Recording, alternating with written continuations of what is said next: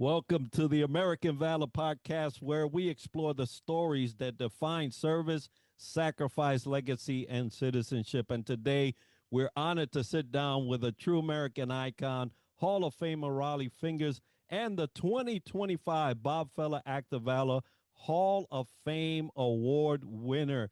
And before carving out one of the most distinguished careers in Major League Baseball history, earning 3 World Series titles, a Cy Young Award, and a place in Cooperstown, Rollie also answered his nation call for service, and he served in the United States Army Reserve during the height of his playing career. His journey reflects more than just numbers and records. It's a story of discipline, teamwork, and humility, both on the mound and in uniform. Rollie, welcome to the show. Tell us a little bit about what you're up to these days. Well, not a whole lot. I mean, I'm 79 years old, so the only thing I can really compete at anymore is golf. I'm going up and hitting up beyond the ladies' tees right now because they don't hit the ball that far. So I play a lot of golf. I have a 22-year-old son here living in Las Vegas, and so he likes to play golf too. So in fact, I just played this morning with him. He enjoys playing golf, so. That's how I get out of the house. He gets out. He takes me out on the golf course and wears me out, and so I stay pretty busy playing some golf. And he also plays soccer, so I go watch his soccer games. So that more or less keeps me busy all day long. Well, I love golf myself, and I'm playing twice a week, and I'm loving that. So I know you're enjoying yourself.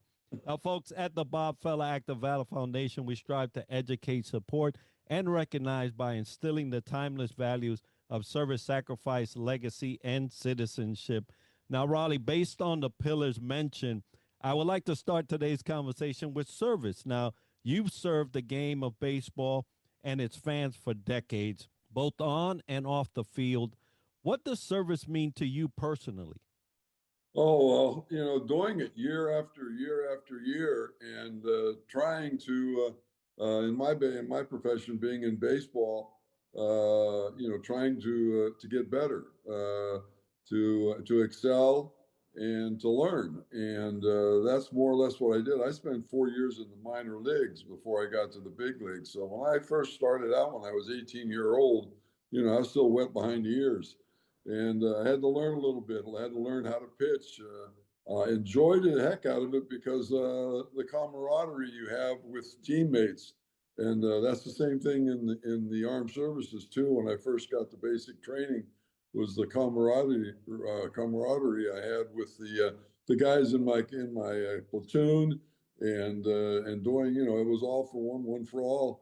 So if you messed up, everybody messed up. So it's more like a team thing in the Army and a team thing in baseball. But just the dedication over the years of playing baseball, trying to improve my skills, and I finally got lucky and did it well enough to get to the big leagues. And the hard, the easiest thing is really getting to the big leagues. The hardest thing is staying there. So you got to really, just don't stop doing the learning process. Keep trying to learn and learn how to pitch, and then be able to get along with your teammates, just like in the Army, getting along with all your bunkmates and everything. So that was a lot of fun for me. Yeah, learning has a lot to do with service because you have to know who you're serving, how you're serving them, and for how long you're gonna serve them. And I know that you say the hardest part is to stay in the major leagues, and I agree. When you're playing at that level, it's easy to get replaced if you're not full Oh on, yeah. right? Oh, you didn't want to get put on the disabled list back then. If you were on the disabled list for 2 weeks or something, if you got hurt, there's always a guy that's in the wings waiting to take your job. So sometimes you'd have to go out there and play hurt a little bit. But I was pretty lucky. I didn't have too many injuries in the big leagues. I was only on the disabled list, I think, one time in the big leagues, and I had an arm operation. That was about it. And I had no other major injuries. So I was more or less lucky that I was healthy all the time. Well, I'm glad to hear that. Now, baseball as well as service has sacrifices, and every great career comes with sacrifice. So, what were some of the biggest sacrifices you made to reach the Hall of Fame level and have a distinctive career like you did? Well, it's over the years you play. I played 22 years of professional baseball, and I think probably the biggest sacrifice probably came with my family not being able to go on summer vacations. I was working in the summertime, and people came to see me in their summer vacations because I was working at the ballpark. So it was tough on the family life because in the summertimes I'd be home for a week, gone for 2 weeks, come back home for a week. The travel was, really probably the worst part of playing baseball was the travel from February to October. It was living on airplanes, living in hotels. It was tough on family life, but the only nice thing about it was once the season ended in the end of September, you were home for Thanksgiving, you were home for Christmas, New Year's, all the those really nice holidays. It was nice to be able to come home and not be out working and spend time with my family. But I think the hardest part was sacrificing some of the my summers with my family. Yeah, and I know that full on as a service member that is usually the biggest sacrifice we make, those cherished times and moments and milestones throughout our career. They get left by the wayside because of the call to service and us answering that call. So thank you for answering that call to serve in the major leagues, and a lot of us joined you as you was doing the service on our vacation. Now, legacy is something that we often don't think about. Typical leaders or people in positions don't think about charting out their legacy. So, what do you hope younger generations of players learn from the way you approach the game and have set out a great legacy for yourself?